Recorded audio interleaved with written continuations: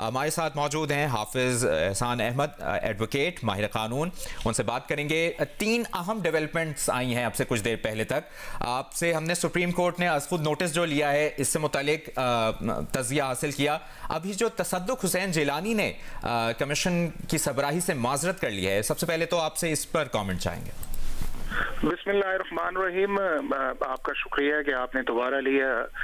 2-3 چیزیں بڑی واضح ہیں اس چیز کے اندر کہ جو 184(3) کی پروسیڈنگ کے اوپر اب سپریم کورٹ آف پاکستان نے کاگنیزنس لیا ہے، یہ انپریسیڈنٹڈ ہے پاکستان کی کانسٹیٹیوشنل جوڈیشل ہسٹری کے اندر کہ ایک ایسا میٹر جس کو already supreme court of Pakistan اپنی 2 فل کورٹ میٹنگز کے اندر ڈیسائیڈ کرے، اور اس میٹنگ سے پہلے جو ہے وہ پاکستان سپریم کورٹ بار کے پریزیڈنٹ بھی ملے، سارے ججز بھی ملے جنہوں نے یہ لیٹر ڈالا ہے، اس کے بعد پاکستان بار کونسل کے ریپرزنٹیٹیو بھی ملے، اور اس فل کورٹ کی فرسٹ میٹنگ کی کنٹینیوٹی کے اندر پرائم منسٹر آف پاکستان بھی جا کے سپریم کورٹ کے اندر چیف جسٹس آف پاکستان اور پیونے جج سے ملے، اور ان کے ساتھ اٹارنی جنرل لا منسٹر ہو.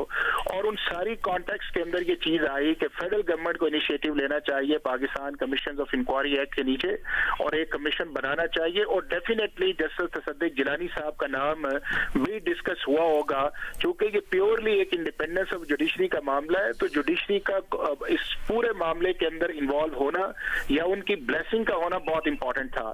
اب اس کے ٹی او آرز کے اندر بھی ڈیفینیٹلی بات ہوگی، اور اسی کانٹیکس کے اندر جو ساری چیزیں سپلیمنٹ کرتی ہیں وہ سپریم کورٹ آف پاکستان کے فل کورٹ کا پریس ریلیز تھا، جس کے اندر انہوں نے کہا کہ جو چیزیں ڈسکس کی گئی ہیں وہ سپریم کورٹ کے فل کورٹ نے میجورٹی ڈیسیژنز کے اوپر کی ہیں.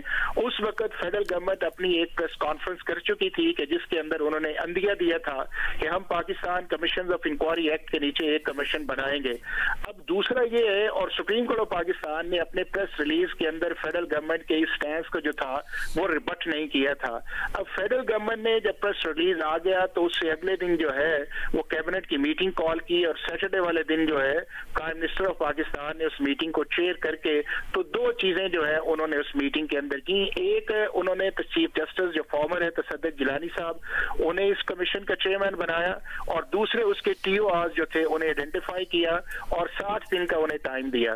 اب جو کمیشن کے چیئرمین بنے تھے انہوں نے کہا کہ میں عید کے بعد اس کام کو سٹارٹ کروں گا.